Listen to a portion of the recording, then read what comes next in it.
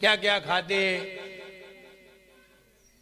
अभक्ष भक्षण करते हैं, रात्रि में भोजन करते हैं। एक और लिख लो, रात्रि में भोजन करेगा नियम से अकाल मौत में मरेगा, नियम से। अंत में लिख लो नीचे उत्तर में, अकाल मौत से ही मरेगा। वो तो यही मर रहे हैं, वहां क्या मरेगा, वो तो रोज ही मर रहे हैं। जो व्यक्ति रात भर खाएगा, रात में भोजन करेगा, तो रात भर जब मशीन चलेगी तो अपने आप जल्दी मिटेगी। पेट क्या है, शरीर क्या है, मशीन है। आप कार लेकर के आए, बढ़िया नई कार खरीदी और उसने 1 साल की गारंटी दी, 1 साल तक कार खराब नहीं होगी। लेकिन ये नहीं कहा था कि 24 घंटे चलाना, ये कहा था 12 घंटे चलाओगे तो ये कार 1 साल तक खराब, इसका इंजन 1 साल तक खराब नहीं होगा। और तुमने 24 घंटे चलाई, कार कितनी जल्दी खराब होगी, 6 महीने में खराब होगी। ये मशीन दिन भर चलाई और रात भर चलाई, कमल भैया रात भर और चलाई। 80 साल चलती थी, 50 साल में ही निपट गई। अकाल मृत्यु नहीं हुई तो क्या हुई, 80 साल चलती आराम से बिना टायर बदले। लेकिन अब 24 घंटे चलाई, तो 24 घंटे चलाई मशीन, हुआ ये 50 साल में ही मशीन खराब हो गई, मृत्यु हो गई। इसलिए रात्रि में भोजन करने वालों की अकाल मृत्यु ही होती है। अपने आचार्य कितने बढ़िया रहे, गुरुदेव कितने बढ़िया रहे, जिनेंद्र देव ने कितने बढ़िया वचन कहे कि तुम्हें जितनी उम्र मिली है, इतनी बढ़िया उम्र मिली है, मनुष्य गति की शुभ आयु होती है, जहां मरने की इच्छा नहीं होती, जीने की इच्छा होती है, मरने की इच्छा नहीं होती। वहां ऐसा खान पान करो, ऐसे जियो कि पूरी उम्र तुम्हें मिले। ये उन्होंने तरीके बताए। रात्रि में भोजन न करो, कितने बढ़िया तरीके बताए। अभक्ष भक्षण ना करो, 7 व्यसन नहीं करो, अच्छे से अच्छा भोजन करो, शुद्ध भोजन करो, तुम पूरी आयु लेकर के जाओगे। इसलिए हमें संयम को धारण करना चाहिए अगर हमें अकाल मृत्यु से बचना है तो। बिल्कुल पक्के में अगर आपने संयम ले लिया है, अब आपकी अकाल मृत्यु नहीं होगी। अकाल मृत्यु तो होगी ही नहीं, क्योंकि चारों प्रकार के आहार का त्याग रहेगा, और चारों प्रकार के आहार का त्याग रहेगा तो मृत्यु, और मृत्यु कभी भी हो सकती है। एक मुनि महाराज थे, अहमदाबाद में आहार कर रहे थे। हुआ ये, अभी वर्तमान में है आचार्य, हुआ ये पुष्पदंत सागर महाराज जी के संग में प्रज्ञा सागर जी महाराज ऊपर आहार कर रहे थे। तो ऊपर पहले, अब तो ये गाटर लगे, पहले लकड़ी के थे, लकड़ी के गाटर थे, आराम से आहार कर, ऊपर सीढ़ी पे चढ़ के, लकड़ी की सीढ़ी पे चढ़ के और ऊपर जाके खड़े हो गए, आहार ले।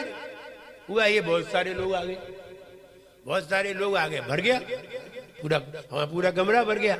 हुआ ये कि ऊपर से पूरे का पूरा नीचे गिरा, पूरे के पूरे गाटर टूट गए नीचे। महाराज खड़े थे,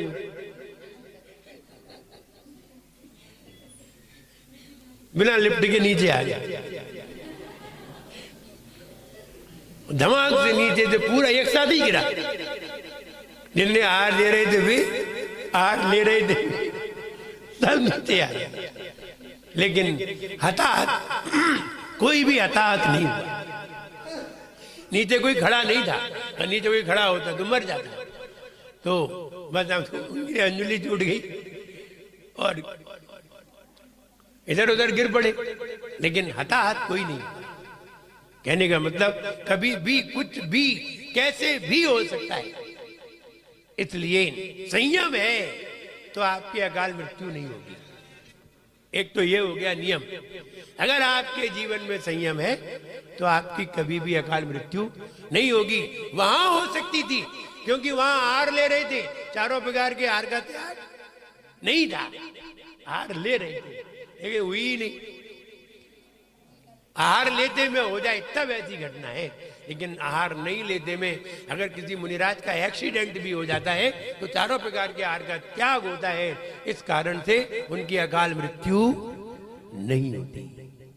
जिनका चारों प्रकार के आहार का त्याग हो उनकी अकाल मृत्यु नहीं होती। एक तो जो नियम हो गया।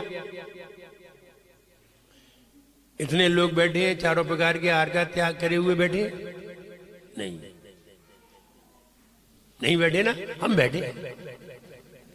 मेरे चारों प्रकार का आहार का त्याग है। कब तक? जब तक आहार नहीं लेंगे तब तक। आहार लेंगे, अंजुलि बनाएंगे, तब प्रतिज्ञा करेंगे,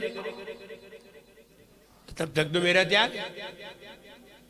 चारों प्रकार के जिसका आहार का त्याग है, अचानक मृत्यु हो जाए तो उसे अकाल मौत नहीं कहते। एक तुझे नियम हो गया। कल दूसरा नियम बताएंगे कि क्या पहचान है इसकी अकाल मौत नहीं है, वो भी है। और अकाल मौत कैसे टाली जाती, पहले तो ये जानिए अकाल मौत होती ही क्यों है, पहले ये जानना जरूरी है। किसकी होती है और होती क्यों है? क्या मेरी होगी? आप अपना निरीक्षण करिए, फिर ये विचार करिए मेरी होगी कि नहीं होगी, और अकाल ही होगी या सकाल ही होगी। अब आपने बता दिया है हम तो चाय पीते हैं, अकाल ही होगी।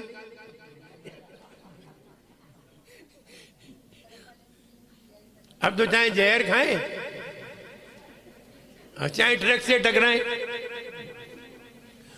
चाहे नदी में कूद जाएं, होने तो अकाल ही है, क्योंकि हम तो चाय पीते ही हैं। चाय पीते हैं तो अकाल मौत होगी, ये तो सही है। इसका मतलब ये है कि आपकी जितनी उम्र रह गई है उतनी उम्र तो पूरी ले लो, उसको क्यों कम करते हो? अभी तक पीते थे, नहीं मालूम था, मालूम होता तो हम छोड़ देते। हमें भी नहीं मालूम था, 20 साल तक हमें भी नहीं मालूम था, तो 20 साल तक हमने भी पी। तुमने ही थोड़ी पी, हमने भी पी 20 साल तक, 20-21 साल तक, जब तक पढ़ाई की। और हमने भी जब छोड़ी तो कहने का मतलब उतने समय की आयु तो मेरी घटी है, लेकिन जितनी है उतनी तो पूरी मिल जाए, वो तो पूरी ले लो। कि नहीं, अब महाराज ने कह दी अब इतनी घट गई तो थोड़ी और सही, थोड़ी और सही। नहीं, ऐसा नहीं, ये तो गलत सोच हो गया। सही सोचने के बाद भी अगर तुम ये सोचो कि थोड़ी और सही, अब थोड़े 60 साल में मरते, चलो 55 में मर जाएंगे, 5 साल पहले मर जाएंगे, अभी मर जाओ ना। ऐसी बात करते हो, कहना अलग बात है और होना अलग बात है। चाहे 55 के हो, चाहे 60 के हो, चाहे 70 के हो, जब मृत्यु होगी ना, और मृत्यु आएगी, बीमारी आएगी, तब हाहाकार मचाओगे, तब यही कहोगे कोई हमें बचा ले, तब यही कहोगे। ये नहीं कहोगे भगवान हमें उठा ले, ये नहीं कहोगे, लोगों की तरफ देखोगे कोई हमें बचा ले, डॉक्टर की तरफ देखोगे कोई हमें बचा ले। व्यक्ति जब कोरोना में मरने को हुआ और कोरोना में अस्पताल पहुंच गया तो उसने थैला भर के नोट बाहर फेंक दिए, हमें बचा लो। अब बचने का भाव आ गया, या नहीं, मरने का भाव नहीं आता, हमेशा बचने का भाव आता है। ऐसे ही समाधि में माता जी पूछ रही है कि यहां बैठे किसकी अकाल मौत नहीं होगी, ये बता दो।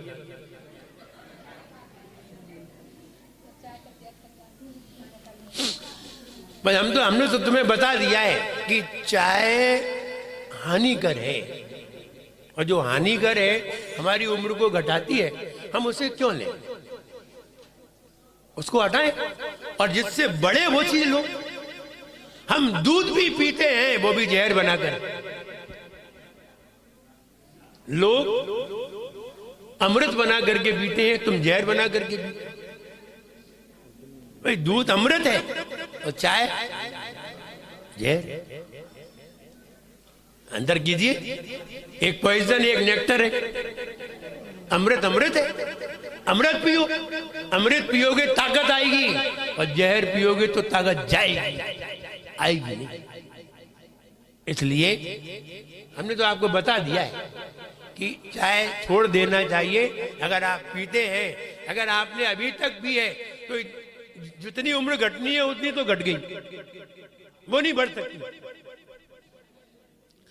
क्या जो चाय पी करके उम्र घट गई है उसे बढ़ाया नहीं जा सकता? इसके बारे में हम आपको कल बताएंगे। क्या जो उम्र घट गई है, क्या वो वहां तक नहीं ले जाई जा सकती जहां तक हम थे? मेरी उम्र 80 वर्ष की थी, 80 साल की मेरी उम्र थी, हमने 50 साल तक चाय पी, मेरी इतनी उम्र घट गई, क्या हम 80 साल तक नहीं जी सकते? अगर जी सकते हैं तो कैसे? हाँ, ये तरीके आपको कल। ऐसा नहीं है घट गई वो घटी गई। हम उसको कैसे बढ़ा सकते हैं? बढ़ाने की भी, जब घटाने के तरीके हैं तो बढ़ाने के भी तरीके हैं। दोनों तरीके अपनाना चाहिए और दोनों तरीके के बारे में हम कल जानने का प्रयास करेंगे। आज इतना ही। हम सभी से कहना चाहते हैं, जो चीजें हमारे शरीर के लिए हानिकर है उनका प्रयोग नहीं करना चाहिए। जैन दर्शन में यही बताया गया है, खाना पीना, उठना बैठना, बोलना रहना और सही तरीके से अपने मन को विकसित करना, ये तरीके जैन दर्शन में बताए गए हैं। इसलिए आज विदेश में भी सारे विश्व के लोग ये कहते हैं कि जैनी लोग सबसे ज्यादा जीते हैं। उसका कारण वो रात्रि में नहीं खाते हैं। मैंने कहा है 6 कारण बताए हैं, वे रात्रि में नहीं खाते। दूसरा, वो सात्विक भोजन करते हैं, कभी अभक्ष्य भक्षण नहीं करते, शराब नहीं पीते, ड्रिंकिंग नहीं करते और गंदी चीजें नहीं खाते जो कि खाने योग्य नहीं है। मांस नहीं खाते, अंडे नहीं खाते, इसलिए ज्यादा जीते। तीसरा उदाहरण दिया कि जैनी लोग ब्रेन से मजबूत होते हैं, इसीलिए कि वो अच्छा खाते हैं, इसलिए वो उनका दिमाग मजबूत होता है। जैनियों के पास धन ज्यादा होता है, इसलिए कि वो भगवान की आराधना करते हैं। सारे लक्षण बताए कि जैनी इसमें सक्षम क्यों है, अन्य लोग सक्षम क्यों नहीं है। उन्होंने लक्षण बताए हैं, 6 लक्षण बताए। इसलिए हम जैनी हैं तो जैनी की तरह रहे, अजैनों की तरह नहीं। रात्रि में भोजन करें तो ये जैन की पहचान नहीं है, ये तो अजैनों की पहचान है। अन्य चीजों का भक्षण करें, कोई गुटखा खाएं, सिगरेट पिए, ये जैनियों की पहचान नहीं है, अजैनियों की पहचान है। इसलिए हम जैन धर्म का पालन करेंगे, स्वस्थ रहेंगे, प्रशस्त रहेंगे, अकाल मौत को भी टाल सकेंगे। कल अकाल मौत के टालने के तरीके आ रहे। पहले तो ये तो बताना है कि अकाल मौत होती क्यों है और अकाल मौत होती क्यों है, अकाल मौत कैसे होती है, ये भी बताना है। तो कल बताते हैं कि अकाल मौत होती क्यों है, ये जानिए। और किसकी होती है? कॉफी और चाय का डार्क रूप कॉफी है। चाय का पावरफुल रूप कॉफी है, इसलिए कॉफी भी नहीं पीना चाहिए। तो हम ये कहना चाहते हैं कि अकाल मृत्यु को जानिए और अकाल मृत्यु को पाने का प्रयास नहीं करिए, टालने का प्रयास करिए, उसी में हमारी भलाई है। जय बोलिए परम पूज्याचार्य गुरुवर श्री विराट सागर जी गुरुदेव की जय हो। जय परम पूज्याचार्य भगवान 100 विनम्र सागर जी गुरुदेव की जय हो। आचार्य